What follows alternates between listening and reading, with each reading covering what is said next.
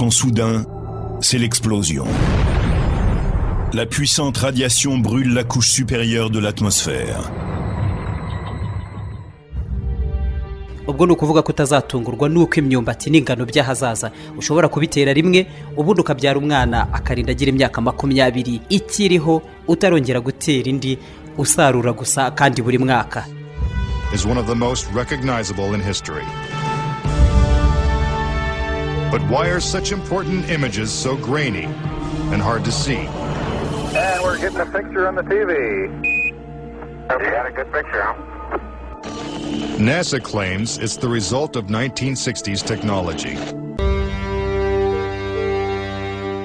Waruzi ko mu myaka miliyoni 65 ishize ikibuye kingana n'urusisiro cyahanutse mu isanzure cyashwanyukiye mu muhora wa Yucatan.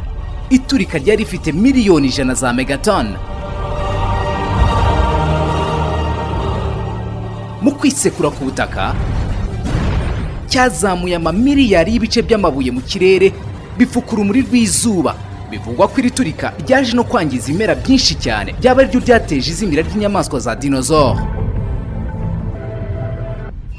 Isi irakomeza guhinduka uko bwije nuko bukeye. Igipimo cy'ubushyuhe kirakomeza kuzamuka. Haravuka indwara z'ibyorezo zitahoze ku isi, byose bikiyongera ku muhazi intambara, kurangira ku isi no kugwirwa n'ibiturutse mu isanzure ejo cyangwa ejo bundi. Inkomoko y'ibi byose irakomeza guteza urujijo, kimwe no kutavugwaho rumwe kw'inkomoko y'ubuzima dufite. Hari byinshi bikunyura mu matwi ndetse bikakuza mu bitekerezo kuko bisa n'amayobera cyangwa se bitavugwaho rumwe. Kurikira ikiganiro sobanukirwa kuri radio Isango Star 91.5 no kuri wa#isangostar.rwa.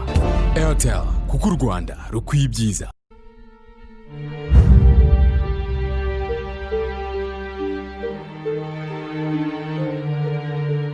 Ahantu hose mu isi imijyi iragenda ivuka kandi igakura cyane.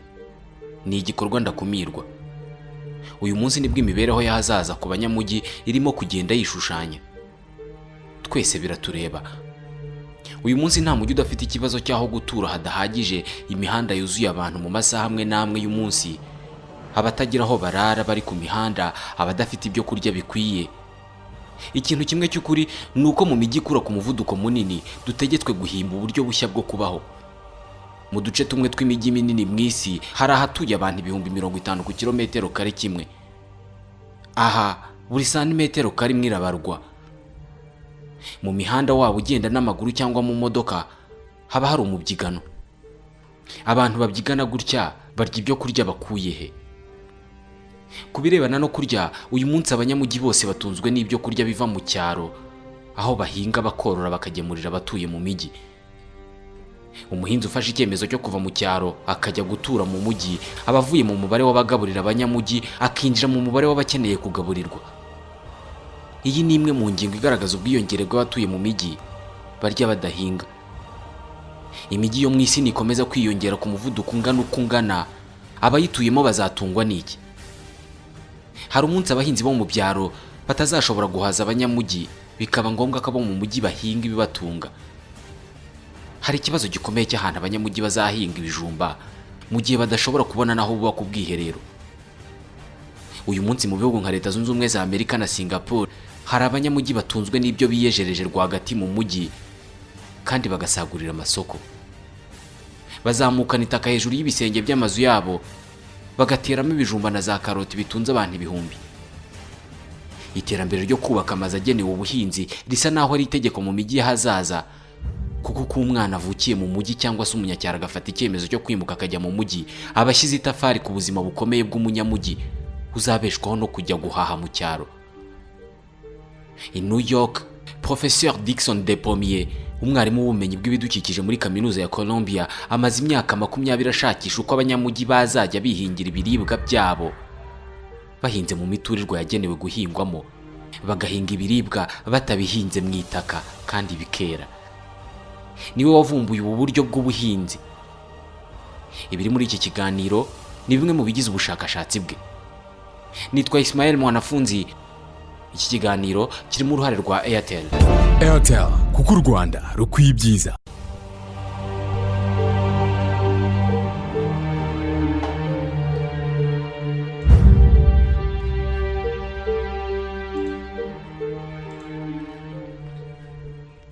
ku nshuro ya mbere mu mateka y'umuntu 1/2 cy'abatuye isi baba mu mujyi. Mu myaka 50 imijyi izaba icumbikiye 70% by'ikiremwa muntu. Iki gihe imijyi izaba ifite inda miliyari 7 zo kugaburira kandi gakuraho ikibazo cy'ibyo kurya kiri mu isi uyu munsi. Nubwo imijyi idasiba gusaba ibyo kurya byinshi, yo ntabwo isiba gukura. Irakomeza gukamya ibigega byo mu byaro kandi kohereza ibyotsi n'imyanda mu kirere. Kubera iyi myitwarire, imijyi uyu munsi nibo baryi bakomeye isi yacumbikiye kuva yabaho. Imibereho y'imijyi n'abayituye uyu munsi maze ibinyagihumbi irasa n'iri mu bihe byayo bya nyuma. Byaba bisa bite ubuhinzi bwahariwe abanyacyaro bwimuriwe mu mijyi? Iki gitekerezo cyamaze imyaka myinshi mu nzira, ariko kirasa n'ikirimo kuyisoza. Mu malaboratoire hirya no hino mu isi, abashakashatsi bahora barwana n'uburyo twakura umusaruro mwinshi mu buhinzi kandi mu bihe byose nta kureba impeshyi n'itumba, kandi bigakorwa mu gihe kirekire kugira ngo ubuhinzi bushobore kugaburira 3/4 by'ikiremwa muntu.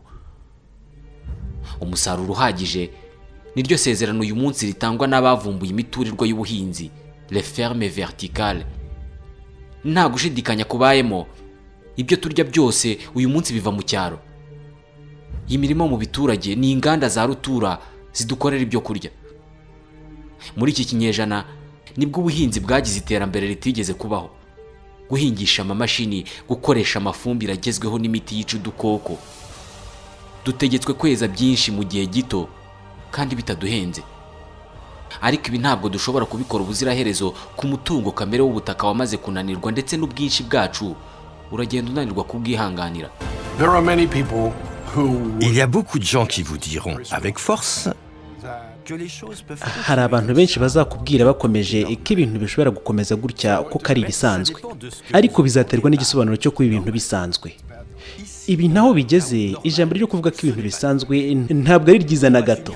Bizarangira tumaze ibyo kurya, kandi ibyo kurya nibishira imijyi izarekeraho kubaho. Bishobora kuzaba i Paris, i Londres, i New York cyangwa Chicago. Iyi mijyi ibaye minini ntishobore guhaza abayituye, imibereho yari isanzwe irasenyuka. Alors le système s'effondre. Ni Professeur Dickson Despommier, umwarimu w'ubumenyi bw'ibidukikije muri kaminuza ya Columbia, umaze imyaka myinshi ashaka uko yakemura ikibazo cy'ubutaka buke bwo guhingaho. Hagomba kugira igihinduka mu buryo bwo gushaka ibyo kurya kuri uyu mubumbe. Buri segonda toni 40 z'ibyo kurya mu isi zishyirwa mu ngarane. 1/3 cy'umusaruro w'ubuhinzi wo ku isi kiborera mu mayira bigemuwe mu mijyi. Ikibazo ntabwo kikiri ukweza byinshi, ahubwo ikibazo ni ukweza neza. Professeur Yong Qilu ni umwarimu muri kaminuza ya Tongji i Shanghai mu Bushinwa. En réalité, la production agricole mondiale est supérieure à la consommation. Mu by'ukuri umusaruro w'ubuhinzi mu isi ni mwinshi kurusha abakeneye kurya. Kubera iki hakiri abantu batarya ngo bahage rero? Hari impamvu ebyiri. Iya mbere ni uko umusaruro w'ubuhinzi udasaranganyijwe mu buryo bungana. Mu bice bimwe na bimwe hari umusaruro mwinshi, ahandi hari umusaruro udahagije abahatuye. Haracyari abaturage bishwe n'inzara mu isi. Impamvu ya kabiri ni ukwangiza. Mu gihugu kinini nk'Ubushinwa, iyangirizwa ry'ibiribwa riri ku rugero runini. Ni gute rero hakemurwa ibyo bibazo kandi umusaruro ku isi ugasaranganwa? Ubuhinzi bukorewe mu mijyi nicyo gisubizo cyiza kuri ibyo bibazo bibiri. L'agriculture urbaine est une solution stratégique à ces deux problèmes. Mu kubaka imijyi no guhimba ubuzima bugezweho, abantu bitandukanije n'isi kamere. Uyu munsi twamaze kumenya ingaruka z'uko kwitandukanya n'isi kamere. Mu isi iri kamere, ubundi twagombaga kwibera mu mashyamba, tugatungwa n'ibyimejeje bitari gupfa gushira, kuko nta kintu cyari kubaho cyangiza ikirere ngo ibihe bihinduke, ubutaka bwangirike butwime umusaruro. Uyu munsi kuba mu isi igezweho itari kamere biteza ibibazo byinshi mu gutwara ibiribwa bijyanwa mu mijyi, byanduza umwuka, byanduza amazi, byangiza ubutaka. Ibi bizakemurwa no kuzana ubuhinzi mu mujyi, kuko umuntu yiyemeje kubaho mu buryo yihimbiye, ategetswe kwitandukanya burundu n'isi kamere. Mu isi hose, igitekerezo cyo gutangiza ubuhinzi mu mijyi gishishikaje cyane abashinzwe gufata ibyemezo. Barashaka kuzana ibiribwa hafi y'abaryi. Gusa guhinga kuri za beto na kaburimbo bisa n'ibidashoboka. I Montreal muri Canada, niho hatangijwe ubuhinzi bwo mu mijyi rwagati hejuru y'ibisenge by'amazu. Ikigo cyitwa Lufa cyatangije gukora imirima hejuru y'ibisenge by'amazu, gusa ni amazu adasakaje amabati cyangwa amategura, ahubwo ni imiturirwa ifite beton hejuru. Kuva mu 2011 ubwo iyi mirima yo ku gisenge cy'amazu yatangizwaga, ntabwo ari igitekerezo cyagumye muri Canada gusa. Mu mijyi minini myinshi yo mu isi, abahinzi ba kijyambere barisuganya ngo babone uko bahinga mu mijyi. Usibye ibura ry'umusaruro uhagije uturuka mu byaro kubera ubwiyongere bw'abanyamujyi, hari no kuba abanyamujyi bakeneye ibiribwa bishya bikiva mu mirima, cyane cyane muri Amerika y'Amajyaruguru no mu Burayi. New York uyu munsi iri mu mijyi yitabiriye cyane ubuhinzi bwo ku bisenge by'amazu. Uyu munsi abubatsi bakomeye bariga ku mbata z'amazu y'imiturirwa agenewe ubuhinzi. Akahoze ari agace k'inganda ka Brooklyn muri New York niho hari imirima minini y'imboga zihinzwe ku bisenge by'amazu. Brooklyn mu kinyejana cya 19 hari igishanga. Nyuma y'imyaka myinshi iki gishanga gikuweho n'inganda, ubuhinzi bwarahagarutse ariko buza bukorerwa ku bisenge by'amazu. Blake Turasek ni umunyamerika ukora imbata z'amazu. Uyu munsi ntabwo akora imbata z'amazu yo guturamo, ahubwo akora amazu yo guhingamo. Les fermes sur les toits sont... Imirima yo ku bisenge by'amazu ni intambwe ya mbere yerekeza mu buhinzi bwo mu miturirwa. Ni ubuhinzi bwo mu mijyi bukemura ikibazo cy'umusaruro uzanywe n'abanyamujyi. Ni ugufata ubuhinzi gakondo bwo mu murima ukabujyana ku bisenge by'amazu. Ibyo bikemura ikibazo cy'intera ibiribwa byaturukagaho, ariko intambwe ikurikiyeho ni ugushyiraho uburyo bwo gusarura byinshi. Développer des systèmes de production à grande échelle. Guhinga mu muturirwa bikorwa biti. Nta muntu n'umwe wari warigeze atekereza ko imijyi ishobora kwezi bizatunga miliyaridi 7 z'abanyamujyi mu 2050. Nta n'umwe kugeza igihe Dickson Depomier, umwarimu w'ubumenyi bw'ibidukikije muri kaminuza ya Columbia, agize igitekerezo cy'abahanga. Uyu yifashishije abanyeshuri yigishaga, azana igitekerezo cy'uko abantu bashobora kurekeraho guhinga ku bisenge by'amazu aho bari bategetswe kuzamura itaka hejuru y'inzu bagateramo imyaka, ahubwo noneho bagahinga mu mazu aho ibihingwa bishobora no kwera bidatewe mu butaka. Si vous prenez une ferme qui est horizontale et que vous la ufashe umurima wo ku butaka utambitse ukawuhindura umuturirwa ugizwe n'uturima twinshi tugerekeranye, ibyo mbyita ubuhinzi bwerekeza mu kirere. Hegitari imwe y'ibihingwa bihinzwe mu mazu ingana na hegitari 10 z'ibihingwa bihinze ku musozi. Ni ukuvuga ko wegeranya uturima uhinga ahantu hegeranye imbere mu miturirwa. optimiser l'efficacité en cultivant dans des espaces clos à l'intérieur de ces grandes structures. Amagorofa azahingwamo agomba kuzaba akoze nk'ama-etagere bazajya bazana itaka bagashyiramo, ubundi bagateramo ibihingwa, ariko bagashyiramo itaka iyo ari amagorofa make nk'abiri cyangwa 3, kuko hari ubundi buryo bwo gutera ibihingwa muri aya ma-etagere bitabaye ngombwa ko hakoreshwa itaka, kuko itaka riremera rikaba ritatuma hubakwa imiturirwa miremire cyane. Uyu munsi hakenewe ubuso bungana na Amerika y'Amajyepfo kugira ngo weze ibiribwa bihagije miliyari 7 z'abantu. Haramutse hakoreshejwe gahunda yo guhinga mu miturirwa mu mijyi, abantu bakoresha 1/10 cy'ubu buso, 1/10. Kuva kera tuzi kubaka imiturirwa yo kubamo no gukoreramo mu mijyi. Uku ni uguhimba ubundi buzima bw'ubuhinzi nk'uko twahimbye ubundi buzima bwo kubaho mu mijyi. Mu 2005, nyuma y'imyaka 3 y'ubushakashatsi, igitekerezo cyo gukora ubuhinzi bushya bwo mu mijyi cyari kimaze gukura.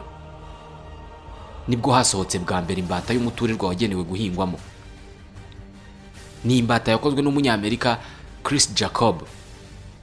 Ni umuturirwa usanzwe ufite ibikuta by'ibirahuri ku buryo urebamo imbere ukabonamo ibimera. Mu 2007 iki gishushanyo cyagaragaye bwa mbere muri New York Magazine. Uyu munsi uwazanye ubu buryo bwo guhinga, Professeur Dickson Depomier, atumirwa hirya no hino ku isi kugira ngo ajye kubwiriza ubutumwa bwiza bwo guhinga mu mijyi, mu miturirwa. Umuturirwa wa mbere muremure ugenewe ubuhinzi ugiye kubakwa mu mujyi wa Chicago, washushanyijwe na Blake Turasek. Uzaba ufite amagorofa 120 azaterwamo ibiribwa. Uzaba ufite uburebure bwa metero 150 bwo kujya hejuru. Aha ntabwo hazakoreshwa itaka ryo guteramo inyanya rizazamurwa mu igorofa y'120. Uburemere bw'iri taka ntabwo bwatuma umuturirwa umara iminsi. Ubusanzwe iyo duteye ibihingwa dukoresha itaka, ariko teknoloji ikoreshwa mu guhinga mu miturirwa ni ukugaburira igihingwa amazi arimo iby'igihingwa gishobora kubona no mu butaka n'ubundi. igihingwa bagitera mu bintu bitaremereye nk'ibarizo cyangwa se ibishingwe kugira ngo imizi yacyo ibone aho ifata, ariko kikagaburirwa amazi arimo ibitunga igihingwa bingana n'ibiba mu butaka binyuzwa mu itiyo. Iyi tekinike abagronome bayita hydroponie. Ni uburyo buzwi mu myaka mike ishize, ariko Dickson Depomier avuga ko ari uburyo bwahozeho kuva kera. Le tout premier jardin hydroponique que je connais. Ubusitani bwa mbere bwagaburirwaga amazi namenye ni ubusitani bwo mu kirere bwa Babylone.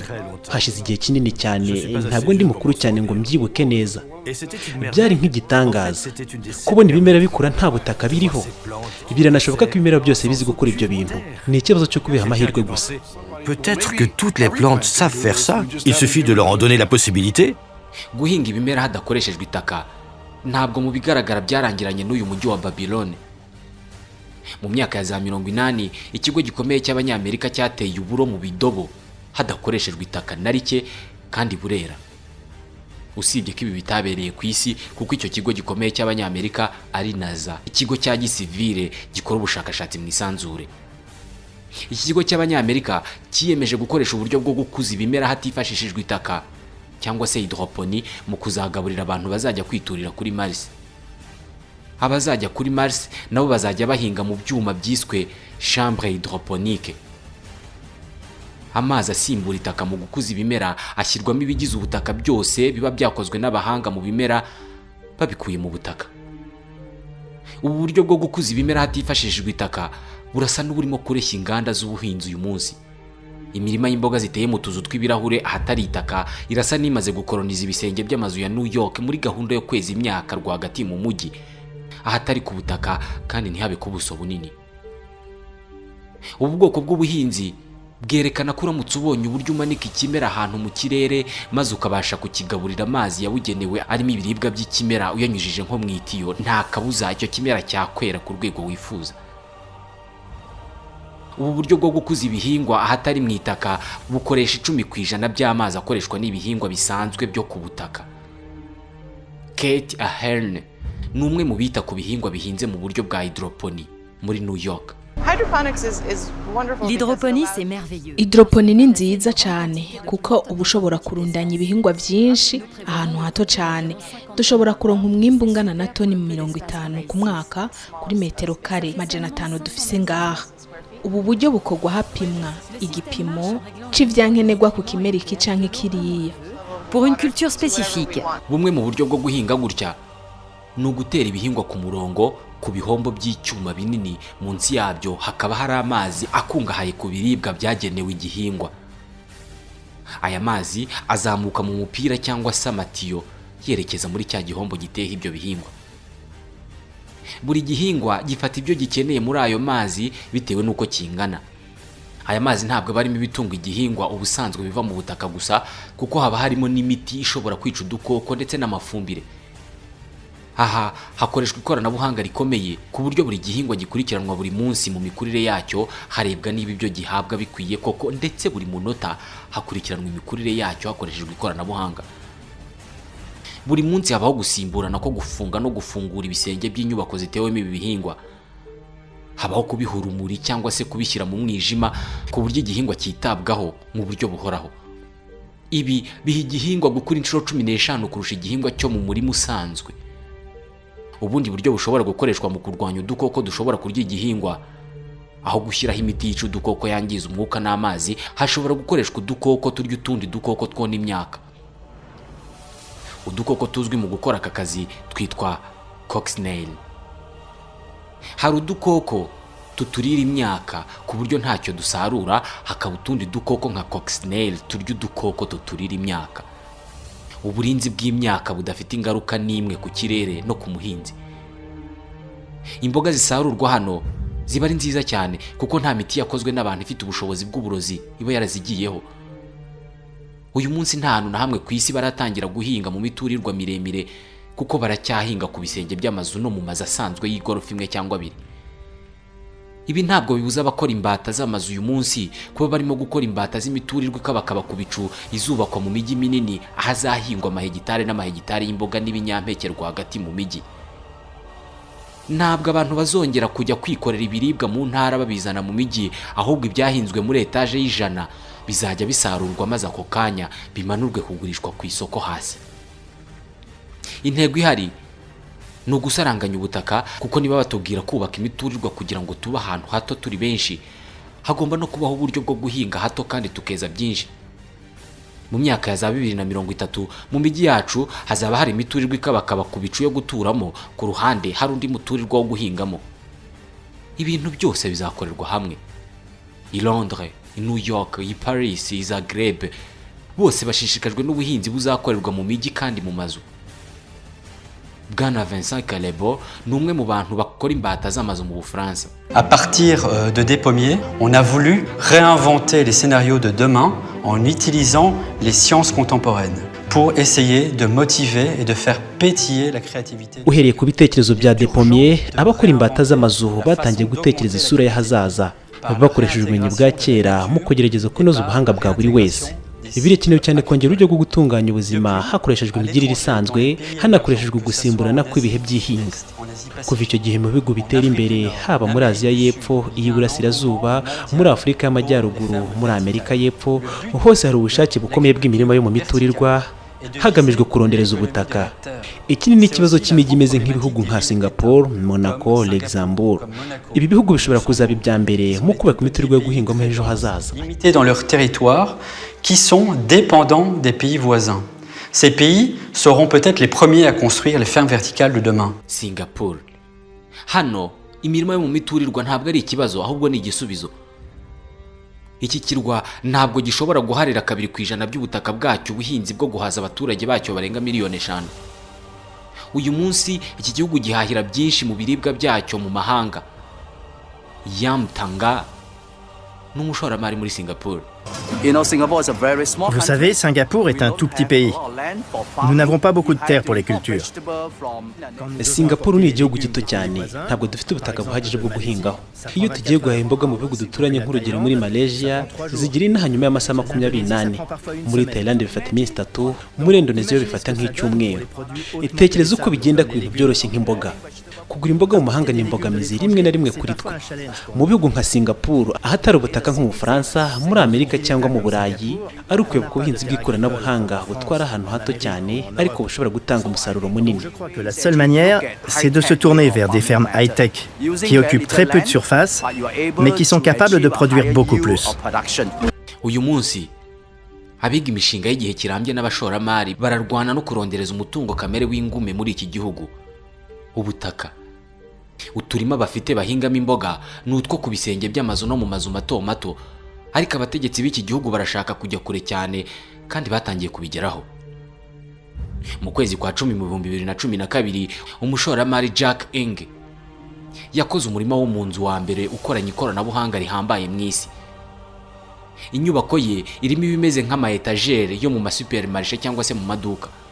Hateyemo imboga nyinshi, ariko ayo ma etagere akoranye ikoranabuhanga ry'iminyururu rituma adahora hamwe, ahubwo ahora anyuranyuranamo ku muvuduko muto, ku buryo buri gihingwa kigenda kibona urumuri mu gihe runaka mu buryo bwo gusimburana bitewe n'uko bihinzwe mu buryo bw'ingerekerane kandi bitendetse mu kirere.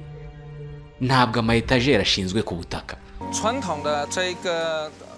Igihingwa gihinze ku butaka mu buryo bwa gakondo kiba gikeneye ibiro 4 by'amazi kugira ngo gitange ikiro kimwe cy'imboga. Mu buryo twe dukoresha dukenera ibiro 12 by'amazi ku kiro kimwe cy'imboga.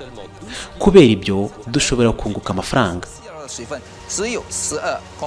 Grâce à ça, nous pouvons gagner de l'argent. Aya ni amazi menshi kuri buri kiro cy'imboga, ariko amazi bakoresha ntaho ajya. Buri gihingwa kiyakoreshaho, ntabwo akoreshwa ngo ahita ashira.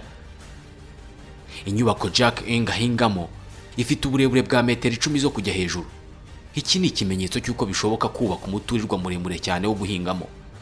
Imboga sarura zikundwa na benshi muri iki gihugu kuko basa n'abarambiwe kurya imboga zishaje zituruka mu bihugu by'amahanga. Niba ubu buryo bwarashobotse muri Singapore, abantu bakeza imboga nyinshi mu mazu aho badahinga ku butaka, ntibakenera ifumbire n'inyongera musaruro, nuko banafashwa n'izuba kuko ibihingwa bikeneye urumuri. Mu bihugu byo mu majyaruguru y'isi aho babona izuba bigoranye, nabo babonye uburyo bwabo bwo kubonera ibihingwa byabo urumuri rutari urw'izuba, ahubwo urumuri rwakozwe n'umuntu les diodes electroluminescentes LED. Niba ujya ubona udutara bakoresha nk'imitako twaka amabara menshi dukunze kuba turi ku migozi, kenshi dukoreshwa ku biti no ku birugu bya Noheli, nizo diode electroluminescente. Aya ni amatara ashyirwa mu bihingwa bidashobora kubona izuba maze agakora akazi nk'aho izuba n'ubundi riva. Aya ni n'amatara yitezweho kuzakemura ikibazo cy'amashanyarazi mu isi, kuko kuva mu 2020 turiya dutara tuzakemura 70% by'ibibazo by'amashanyarazi mu isi. Turiya dutara ni twiza ku bimera bitabona izuba, kuko ubushyuhe dusohora budashobora gutwika igihingwa. Ufite turiya dutara mu murima wawe wo mu nzu, nta kibazo ushobora kugira cyo guhindagurika kw'ibihe by'ihinga. Igihingwa cyagenwe guhingwa mu mpeshyi uba ushobora no kugihinga mu itumba. Marc Delisene ni umuholandi w'impuguke cyane mu buhinzi bugezweho. Normalement, le printemps est une période de pousse rapide pour aller de la graine à un plant de... Urugaryi ni igihe cyo gukura mu buryo bwihuse ku bihingwa. Mu minsi 30 igihingwa gishobora kuva ku rubuto kikaba kigize santimetero 30. Mu gihe mu itumba hanze hari urumuri ruke, igihingwa gikoresha iminsi 100 kugira ngo kingane uko. Mu mazu y'ibihingwa akoreshwamo amatara ya LED, igihingwa gikura nko mu rugaryi mu minsi 30. Bise naho urugaryi ari umwaka wose. Ku zuba ryo mu rugaryi abantu baba bishimye, no ku bihingwa nuko. Au soleil, au printemps, on se sent heureux. C'est pareil pour une plante. Ibihingwa bihinzwe muri ubu buryo biba biteye ku bimeze nk'udutanda, ariko bikoreshejwe ikoranabuhanga ku buryo ushobora kongera cyangwa se kugabanya urumuri no kuruhindurira amabara. Bivuze ko ushobora kongerera igihingwa umuvuduko wo gukura. Ukanda buto yonyine igihingwa ukaba ugishyize mu mpeshyi cyangwa mu itumba bitewe n'uko ubishaka. Tom Dweck ni umushakashatsi wa kaminuza ya Wageningen mu Buholandi. Nous utilisons différentes couleurs de lumière et nous cherchons à créer une recette lumineuse. Dukoresha amabara atandukanye y'urumuri mu rwego rwo gushaka umusaruro usa neza. Dushaka uburyo duha ibihingwa urumuri mu buryo bukwiye kugira ngo tubikuze uko tubyifuza. Nk'urugero, urumuri rw'ubururu rutuma ikimera kigira uburebure buto, urumuri rw'umutuku rutuma gikurura cyane ibigitunga, hanyuma urumuri rwa infrarouge rwo rugatuma igihimba n'amababi by'igihingwa bikura. Iyo ayo mabara yose yateranije, uba ugerageza kwihutisha igihe cyo kuzana indabo ku kimera ndetse no kongera ingano y'amababi n'imbuto. Ibyo tubikora ngo bizatume tugira umusaruro mwiza. Floraison, la taille des feuilles ou des fruits. On s'amuse avec ce genre de choses afin d'obtenir la meilleure recette lumineuse, celle qui fera pousser les plantes selon nos désirs. Ibi bisobanuye neza ko ushobora kugena ibara n'ingano y'inyanya uzasarura bitewe n'urumuri wazihaye zikiri mu murima. Mu mirima y'imboga zo mu mazu mu bihugu byateye imbere haba hasa no mu tubari cyangwa se mu mazu y'urubyiniro kubera umubare munini w'amatara yihinduranya. Uyu munsi ingano y'ibitunga igihingwa, ingano y'urumuri rwo kugiha n'uburyo bwo kurugiha bishobora kugena umusaruro igihingwa kizatanga ndetse n'uburyohe bwacyo. Uyu munsi guhinga ni akazi kavunanye. Abantu benshi ntabwo bifuza gufata isuka. Gusa igihe ubuhinzi buzaba bukorerwa mu mijyi, mu miturirwa, abantu badahinga mu butaka, bahingisha mudasobwa kuko ari ikurikirana byose aho guhingisha isuka, ibimasa cyangwa imashini, iki gihe benshi bazakora ubuhinzi. Imijyi izaba yuzuyemo imiturirwa isa n'imitako. Urebera mu birahuri ukabonamo imbere ari icyatsi kibisi. Ibiri mu miturirwa bizajya bikura ba nyiri kubihinga babireba. Ikindi, nta kwanduza ikirere n'amazi bizaba bihari. Abakora imbata z'amazu n'abategura ibishushanyo mbonera by'imijyi hirya no hino mu isi uyu munsi barimo barategura uko imijyi yacu izaba isa, tuyituyemo, dukoreramo ibikorwa bigezweho kandi tunayihingamo. Nansoreje iki kiganiro. Ushobora kwandika igitekerezo cyangwa inyunganizi kuri iki kiganiro kuri page ya Facebook Isango Sobanukirwa. Nitwa Ismael Mwanafunzi, nari kumwe na Airtel. Airtel, kuko u Rwanda rukwiye ibyiza. Quand soudain, c'est l'explosion. La puissante radiation brûle la couche supérieure de l'atmosphère. Ubwo ni ukuvuga ko utazatungurwa n'uko imyumbati n'ingano by'ahazaza ushobora kubitera rimwe ubundi ukabyara umwana akarinda agira imyaka 20 ikiriho, utarongera gutera indi, usarura gusa kandi buri mwaka. Is one of the most recognizable in history. But why are such important images so grainy? and hard to see. And we're getting a picture on the TV. You got a good picture, huh? NASA claims it's the result of 1960s technology. wari uzi ko mu myaka miliyoni 65 ishize ikibuye kingana n'urusisiro cyahanutse mu isanzure cyashwanyukiye mu muhora wa Yucatan? Iturika ryari rifite miliyoni 100 za megaton. Mu kwisekura ku butaka cyazamuye amamiliyari y'ibice by'amabuye mu kirere bifukura umuri rw'izuba. Bivugwa ko iri turika ryaje no kwangiza ibimera byinshi cyane, byaba ari byo byateje izimira ry'inyamaswa za dinosaure. Isi irakomeza guhinduka uko bwije n'uko bukeye. Igipimo cy'ubushyuhe kirakomeza kuzamuka. Haravuka indwara z'ibyorezo zitahoze ku isi, byose bikiyongera ku mpuha z'intambara, kurangira ku isi no kugwirwa n'ibiturutse mu isanzure ejo cyangwa ejo bundi. Inkomoko y'ibi byose irakomeza guteza urujijo, kimwe no kutavugwaho rumwe kw'inkomoko y'ubuzima dufite. Hari byinshi bikunyura mu matwi ndetse bikakuza mu bitekerezo kuko bisa n'amayobera cyangwa se bitavugwaho rumwe. Kurikira ikiganiro Sobanukirwa kuri Radio Isango Star 91.5 no kuri wa3.isangostar.rwa. Airtel, kuko u Rwanda rukwiye ibyiza.